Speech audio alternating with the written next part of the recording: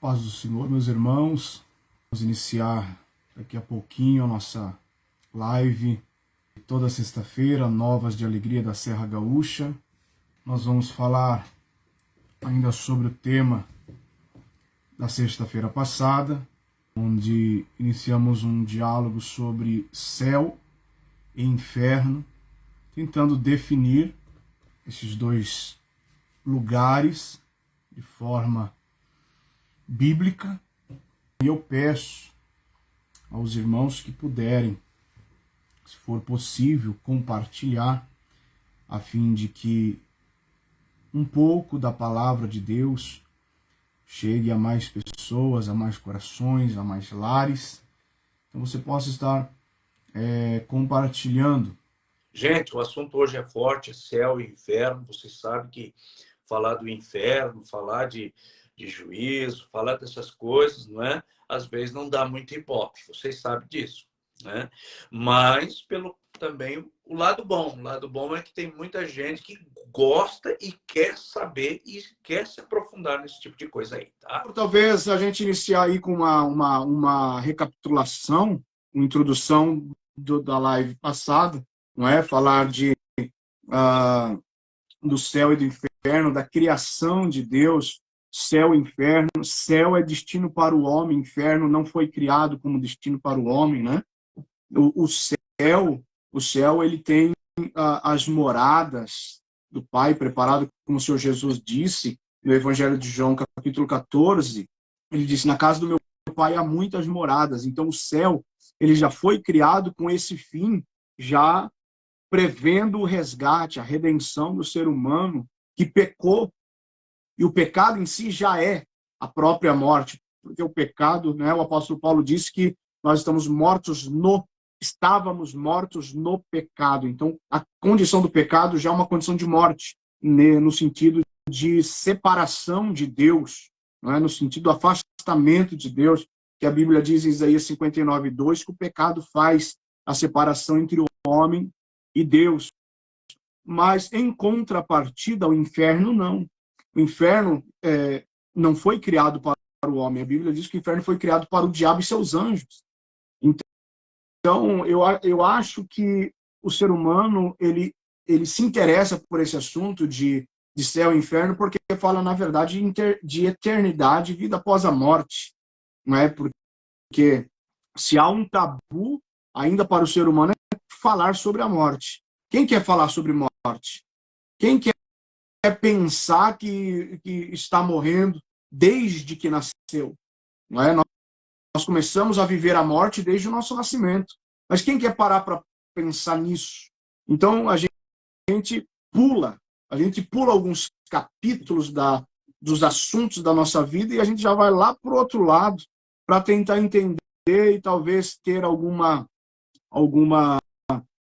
tranquilidade, um consolo para a nossa alma. E por isso há muitas, como o pastor estava dizendo, há muitas vertentes nesse sentido, há muitas religiões, cada religião crê de um jeito, há muitas filosofias a respeito da vida após a morte, mas estamos aqui para falar do que trata a Bíblia Sagrada, né? O Deus que criou o ser humano e é o Pai da eternidade. Dependente de qualquer tipo de eternidade que as religiões venham crer, Deus é o Pai da eternidade. Então é Ele quem define todas as coisas. Então o ser humano foi criado por Deus em três partes, né? Formado por três partes: o corpo, a alma e o espírito, conforme diz 1 Tessalonicenses 5:23. Então nós temos que conservar essas três partes irrepreensíveis até a vinda do nosso Senhor e Salvador Jesus Cristo. Fala do corpo, que no grego é soma, da alma, que no grego é psique, e o espírito, que no grego é a pneuma. E dessas três partes, que está em jogo é a alma, que é a psique, né, pastor Osés? É esta parte do ser humano que vai para o julgamento e vai receber a condenação ou a absolvição. Aquele que for salvo será salvo e será guardado num lugar chamado Seio de Abraão, ou paraíso.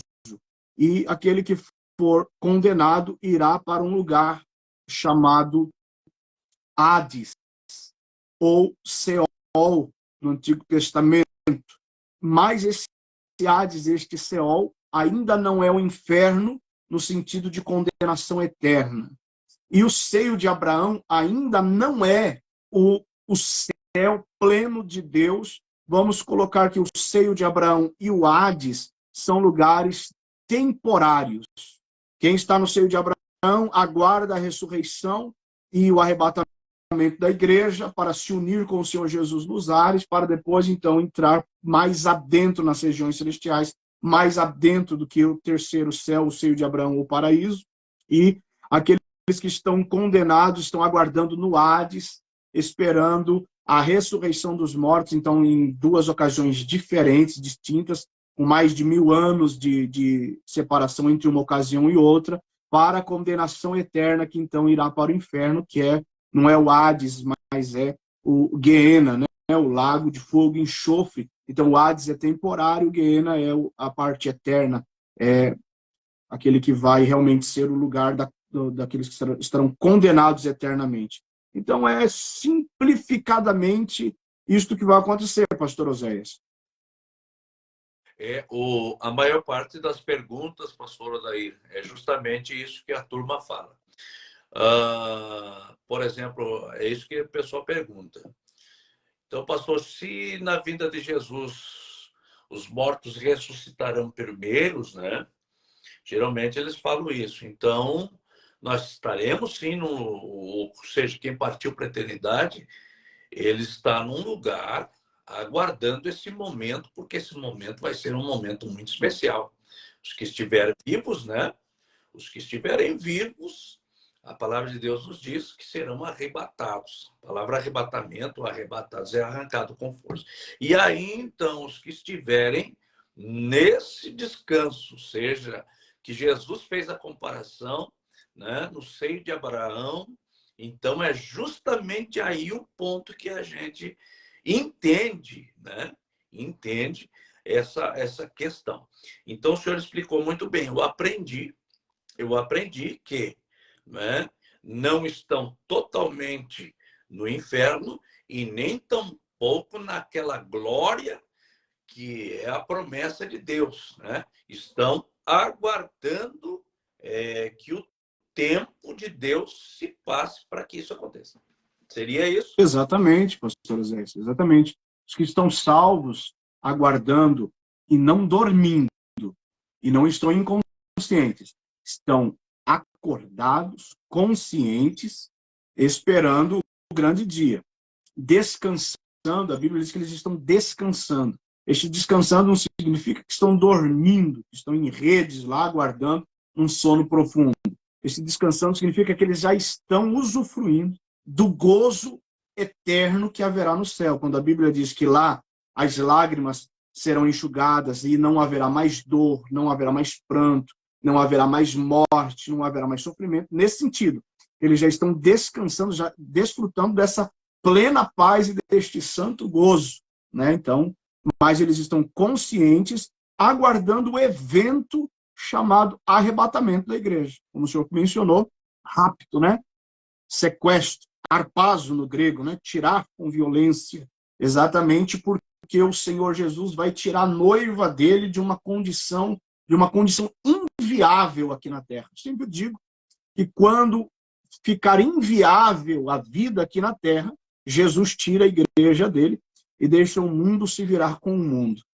Então, é esse evento que os mortos em Cristo estão aguardando, porque eles ressuscitarão primeiro.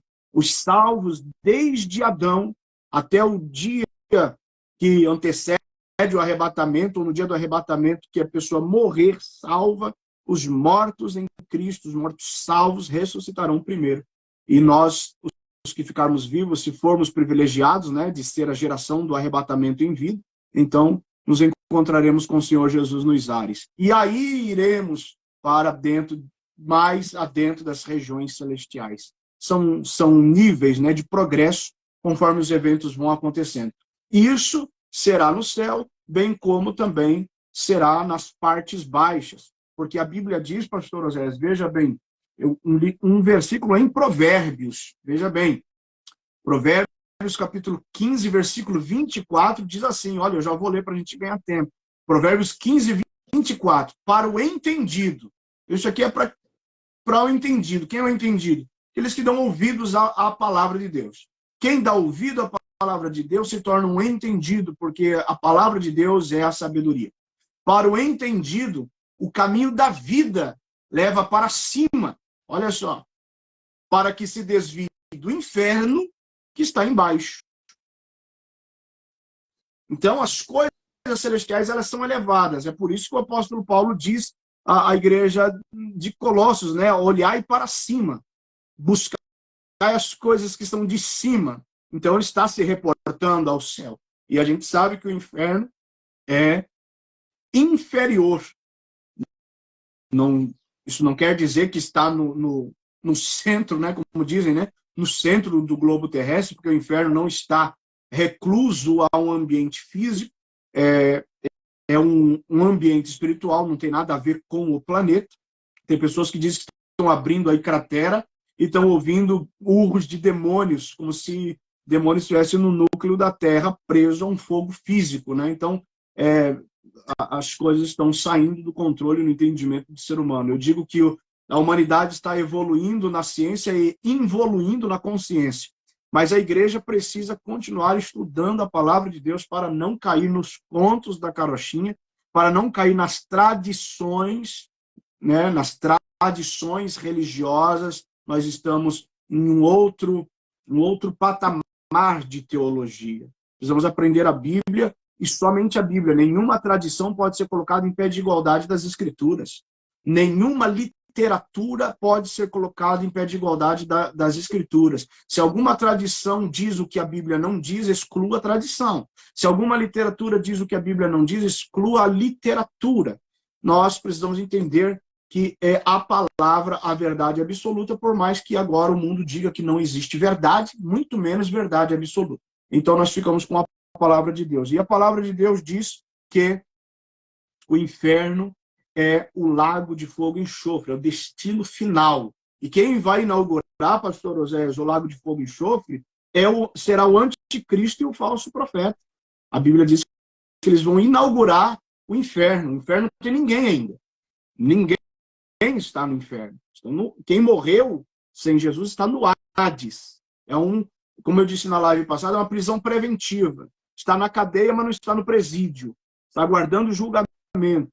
Então, quem vai inaugurar, segundo a Bíblia, é o anticristo e o falso profeta.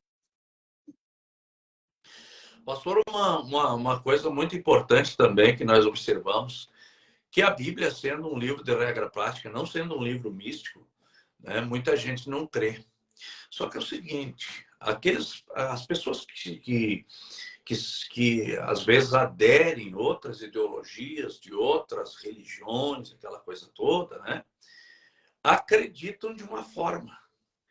Então, o senhor já falou outra vez que se não crê na palavra, não crê num Deus sobrenatural, criador, arquiteto, né, de tudo que há, ele vai crer em qualquer outra coisa. Ou em qualquer coisa, ou não vai diz que não vai crer em nada, né?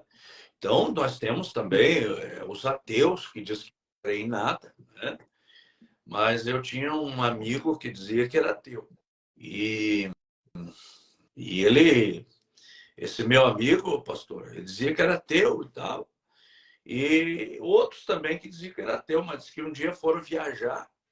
Aí lá, dentro, lá numa estrada lá e tal, diz que daí foi fazer uma ultrapassagem e não sei o que deu, que erraram a marcha. E foram vendo que não ia dar tempo de ultrapassar. Diz que o ateu esqueceu que era ateu e gritou, meu Deus, e agora? Daí diz que depois que passou o susto que conseguiram, daí foram pensar, se lembraram. Mas tu não disse que era ateu, tu foi o primeiro que gritava, meu Deus, né? Então, o que acontece? Tem gente, pastor Adair, que acha que isso aqui é tudo abobrinha, baboseira. Tem gente que não consegue crer nas verdades bíblica. Mas é o seguinte, hoje eu estava conversando com um professor, né, e com uma professora.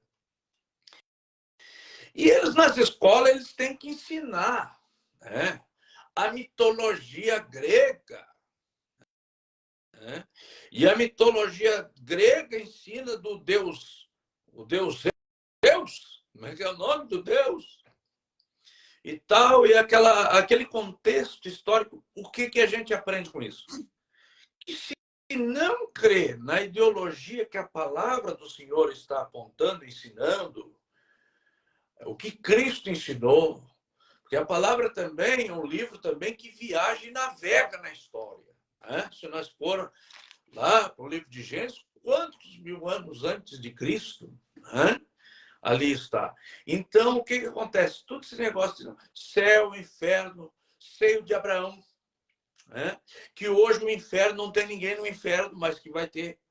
Que hoje ninguém está na glória prometida, né? Ainda, né? Mas que já estão descansando e estão nesse lugar. Então, tem gente, pastor, só para aguçar um pouco a nossa fé. Só tem uma coisa. O crer nas Santas Sagradas Escrituras, quem crê, né?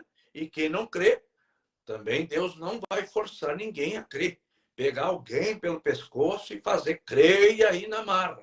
Isso não vai acontecer. Mas pela inteligência humana, pela questão racional, né? Alguém diz assim, né? Mas a ciência se contrapõe à Bíblia.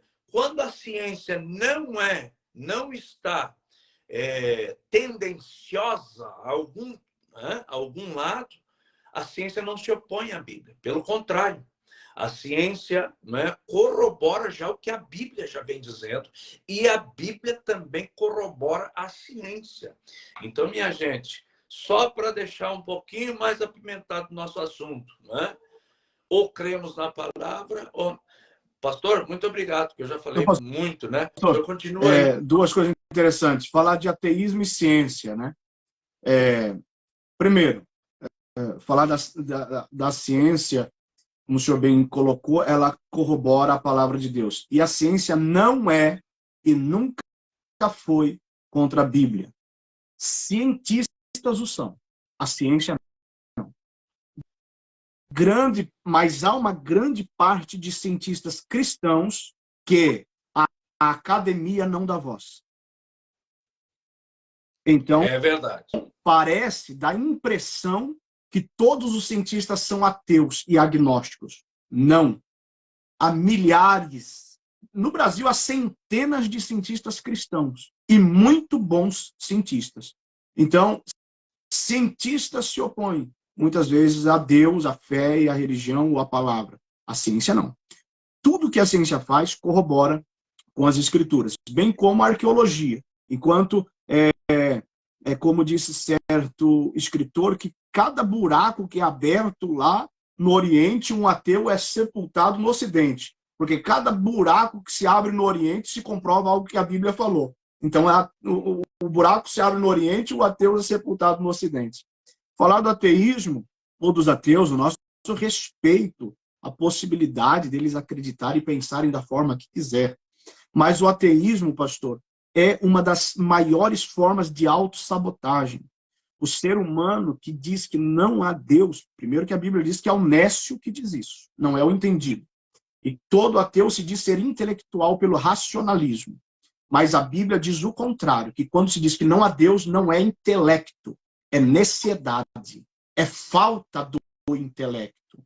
E por que o ser humano se sabota? Porque nós falamos das três partes que o ser humano é composta, do corpo, da alma e do espírito, na visão bíblica.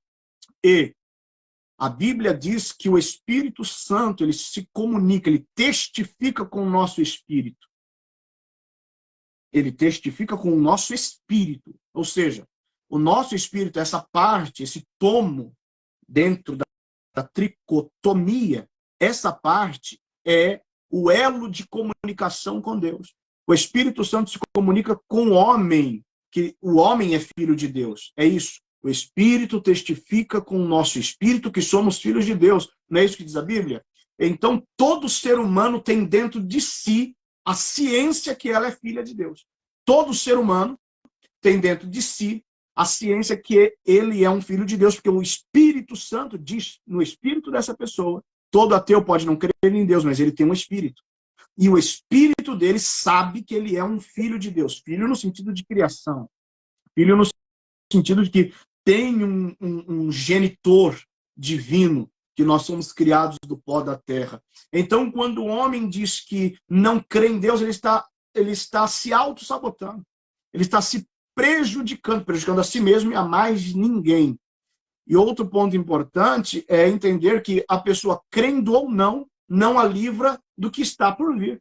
Não é a minha fé, não é a minha fé ou a minha não fé que vai simplesmente me mandar para um outro caminho que não aquele que a Bíblia já diz, ou o Senhor Jesus diz que só há dois caminhos. Não é porque a minha fé que possa haver uma civilização futura em Júpiter que isso vai acontecer, porque a Bíblia diz que só há dois caminhos. Não há vida eterna fora daquilo que Deus traçou. Então, também não é a minha não fé que não vai me levar para o inferno. Não é porque eu não creio no inferno literal que isso não vai me levar para lá. É um destino inevitável para todos os seres humanos, independente da fé que professe ou que negue professar. Ok, essa explicação foi muito abençoada, pastor Odair. Então, minha gente, céu e inferno, cada vez mais fica, segundo a palavra de Deus, ela fica sendo, né, uma doutrina aí que, se a gente raciocinar, nós vamos perceber. Sabe, pastor, eu me lembro uma vez de um debate que houve entre um ateu e um cidadão que não era ateu, né? E os dois muito inteligentes, né? Com muita, vamos dizer assim, sutilezas, com muito entendimento psicológico, com muita sabedoria, muito estudo, e um tentando convencer o outro, tudo na categoria, tudo muito respeitosamente, né? E o debate deles foi longe. E eu me lembro que o que não era ateu tentando convencer e o que era ateu tentando convencer, né? E assim por diante. E aí, mas eu me lembro de uma palavra que aquele que não era ateu diz, olha, o negócio é o seguinte, o cristianismo crê num arquiteto, crê num Deus que fez os céus e a terra, né? Que ensina tudo que é de bom. Então, se, vamos supor, vamos ser tão racional, vamos ser que não seja verdade o céu, não seja verdade o inferno, que não tem juízo, que não tem justiça nada, que não tem um Deus, que não tem nada. Vamos supor que isso aí seja tudo mentira, mas praticar isso não faz mal nenhum. Praticar a palavra. Agora, vamos supor que realmente tem. Que tenha céu e inferno, que tenha Deus, que tenha justiça, sim, que existe, né? Daí, como é que vai ficar o ateu? Daí, né? Qual é que vai ficar em melhor situação? O que creu ou o que não creu, né?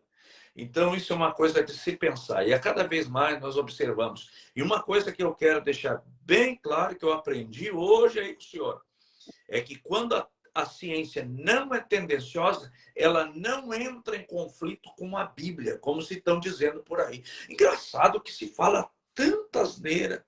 Pastor Odair, tem gente que nunca tirou tempo, nunca quis ir numa escola bíblica dominical, não sabe o que é fazer um cursinho, né? E às vezes entra nessas questões loucas sem ter muito recurso para debater. Verdade. Sem nem ter, né, um aparato, porque não tem noção, né, Verdade. pastor? Mas eu vou deixar para encerrar a live. O senhor tem mais alguma coisa, mais uma mensagem, pode pregar e depois já ora para nós, pastor. Não, pastor, a questão, ainda falando da questão da ciência, porque é muito interessante, eu até tenho uma anotação, uma anotação aqui, eu me lembrei. Veja bem, se a gente for falar de Einstein, né, pastor? Estamos falando aí de uma pessoa inquestionável, né? Estamos falando aí de um ser humano que estava aí há 2 gerações à frente da nossa e estando antes de nós ainda.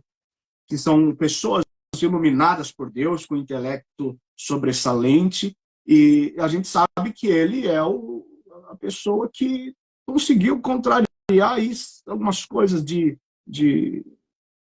na ciência e comprovar, né? Porque a ciência é comprovação, a ciência não pode ser suposição, tem muita coisa que é suposição sendo chamada de ciência, mas ciência é comprovação.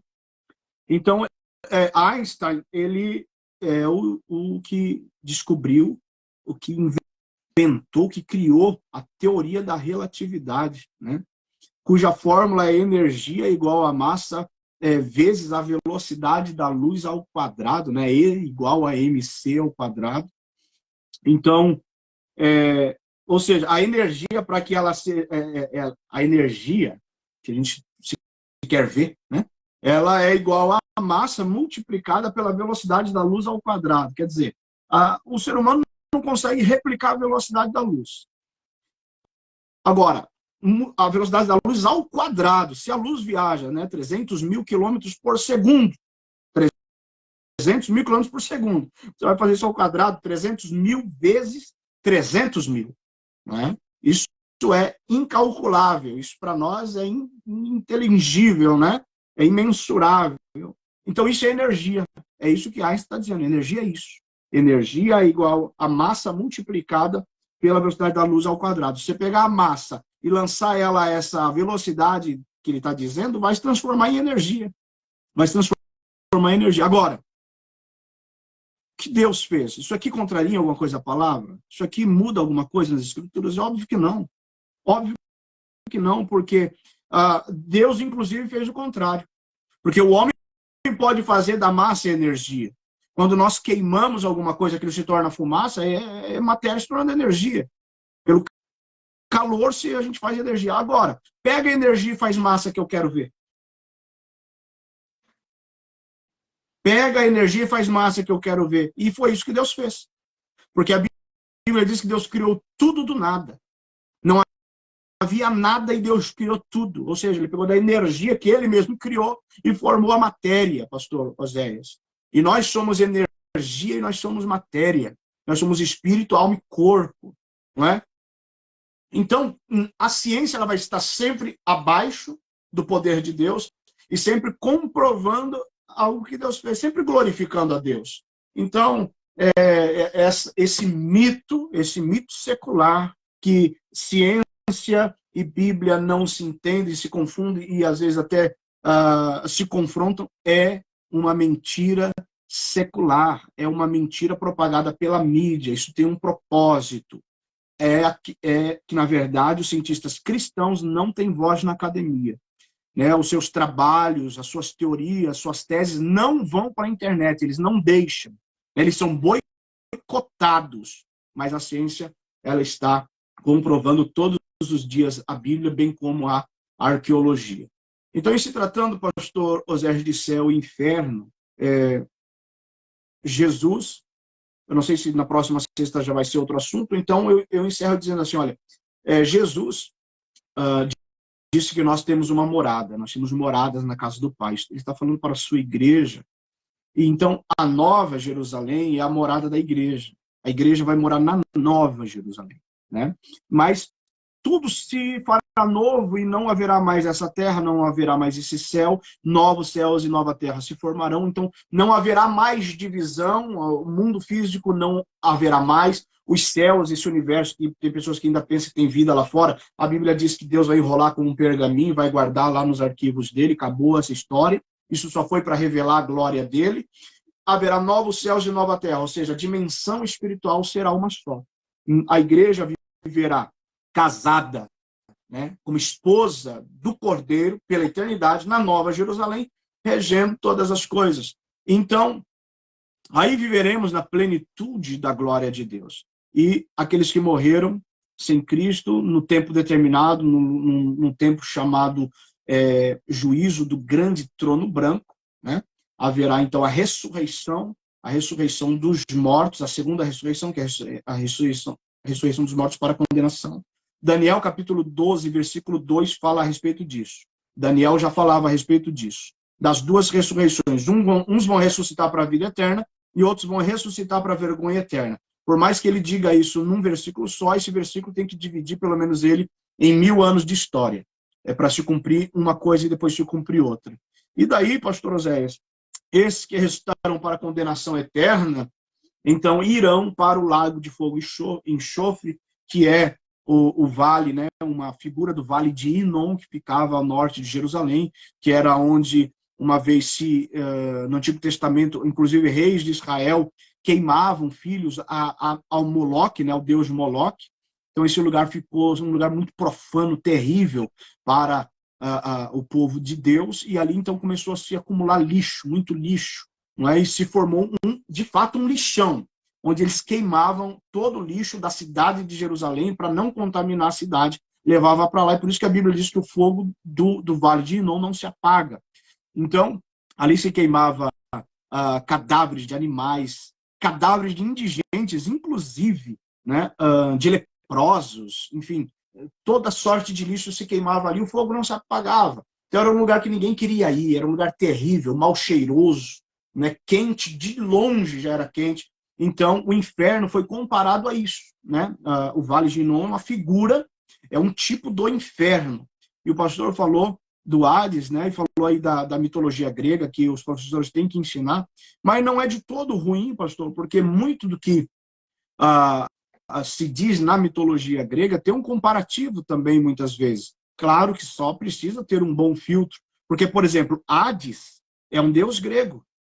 Hades é um dos filhos de Cronos, né, que é o tempo. Inclusive, é um dos filhos é um dos irmãos de Zeus, o senhor mencionou.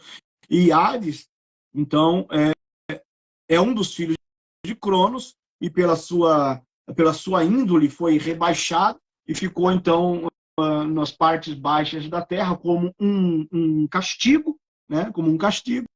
E então tem uma história por trás que às vezes também dá a entender por que na língua grega foi usado o termo Hades para falar do inferno. Né? Então tem também não é de todo ruim, como eu disse. De qualquer forma, a gente percebe, então, que céu e inferno não é algo somente da imaginação humana. Né? Aquilo que o senhor falou, todo ser humano tem um espírito dentro dele. E esse espírito, às vezes, fala, né? É bem verdade que o ser humano, às vezes, cega os seus olhos para não enxergar essas coisas, né? E assim por diante. Mas, graças a Deus, Deus sempre dá um jeito de nos dar um esclarecimento. Todo povo que nos ouve, tem vários tipos de povo, né? Tem aquele que escuta porque é curioso, outro escuta mas tem aquele que escuta às vezes, né? Porque está procurando ouvir a voz de Deus. E tomara que a voz de Deus seja encoada através da Bíblia Sagrada, através das nossas vidas. Vamos continuar. A próxima live nós vamos falar um pouquinho sobre alma, corpo e espírito, a tricotomia humana. O que nós temos de indagação aqui, pastor, eu tenho numa folhinha, porque eu anoto aqui numa folhinha, né? Os irmãos que nos pedem. É o seguinte, a pessoa que parte para a eternidade, né? Como funciona a questão da separação do espírito, da alma e do corpo, e nesse caso, né? Indo então, vai para aqui, anotei aqui, ou vai para o céu que vai, né? E nós já tivemos essa explicação hoje aqui, né? A glória e o esplendor que está preparado para os salvos e para os santos, ou estará descansando no seio de Abraão. Hoje nós tivemos uma boa explicação pelo pastor Odair, dizendo então desses lugares, né? Outros questionamentos, pastor Odair, sobre o questionamento do catolicismo, né? Sobre purgatório, aquele que parte para a eternidade, segundo o cristianismo, né? Vai para o lugar de descanso, né? Aí o questionamento do purgatório, né? Ou também questionamentos espíritas, né? Como, por exemplo, o espiritismo diz que a pessoa reencarna Então, vai esquentar sexta-feira que vem, porque nós vamos falar sobre essa questão da reencarnação, né? Inclusive textos bíblicos que também são usados pelo Espiritismo, que se cita versículos isolados da palavra de Deus, né? Muitas vezes sem um contexto para poder corroborar essa doutrina. Então, esses são os questionamentos. A divisão da tricotomia humana, que seria corpo, alma e espírito. Como é que funciona? A questão do corpo volta ao pó. E a questão do espírito, né?